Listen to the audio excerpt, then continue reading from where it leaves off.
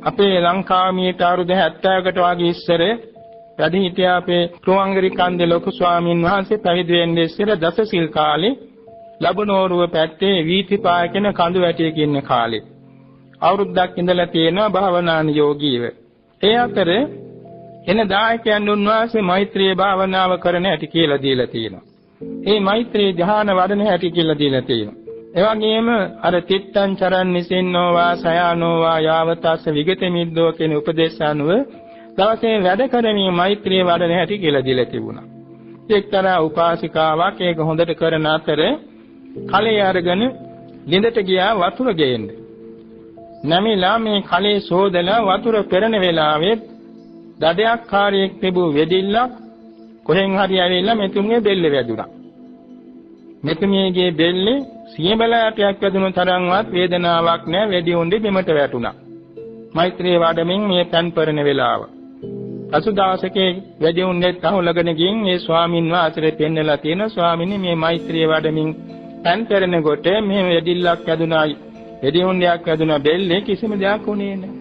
උන්වහන්සේ කියලා තියෙනවා මේක තමයි බුදුරජාන් වහන්සේ දේශනා කළා කියන්නේ මෙත් වඩන කොට අනතුරු වෙන්නේ නැහැ කියලා. ඒ නිසා දැන් අද කාලේ විශේෂයෙන්ම හැම පැත්තෙම අනතුරු ආරංචි ලැබෙන කාලය තුල බැවින් හැමදෙනා විසින්ම කළ යුතු විශේෂ ආරක්ෂාවක් වෙනවා මෛත්‍රිය. අර සිටින වෙලාවේ, ඉඳින වෙලාවේ, ඇවිදින වෙලාවේ, කතා කරන වෙලාවේ, නිදන වෙලාවේ අල්ප වශයෙන් හරි මෛත්‍රී මානසිකාර නිතර පැවැත්වීම ඉතා වැදගත් වෙනවා.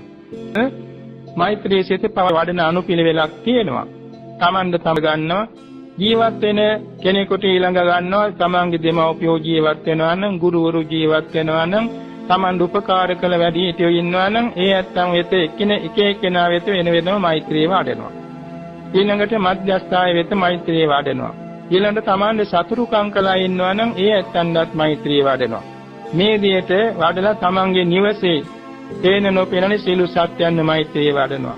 තමන්ගේ ගෙවත් ඒ සීල සත්‍යයන් මෛත්‍රිය වඩනවා. තමන් ඉන්න ගමක සීල සත්‍යයන් මෛත්‍රිය වඩනවා. තමන් ඉන්න නගරයක සීල සත්‍යයන් මෛත්‍රිය වඩනවා. තමන් ඉන්න රටේ සීල සත්‍යයන් මෛත්‍රිය වඩනවා. තමන් ඉන්න ලෝකයේ සීල සත්‍යයන් මෛත්‍රිය වඩනවා. තමන් ඉන්න තැන ඉඳලා නැගෙනහිර දිශාවේ සීල සත්‍යයන් මෛත්‍රිය වඩනවා. දකුණු දිශාවේ සීල සත්‍යයන් මෛත්‍රිය වඩනවා. බටහිර දිශාවේ සීල සත්‍යයන් මෛත්‍රිය වඩනවා. උතුරු දිශාවේ සීල සත්‍යයන් මෛත්‍රිය වඩනවා. අනු දිශා හතරටත් වෙන වෙනම වඩනවා. යට දිශාවේ සීල සත්‍යයන් වඩනවා. උඩ දිශාවේ සීල සත්‍යයන් වඩනවා. මේම ටික ටික පුරුදු වෙන පස්සේ ඒක හිතට ගලාගෙන එන්න පටන් ගන්නවා මේ මෛත්‍රී මානසිකාරය. ඒ ගලා තමන්ගේ సంతානෙහි පුදුම විදිහේ ආධ්‍යාත්මික සුවයක් ඇති වෙන්න පටන් ගන්නවා.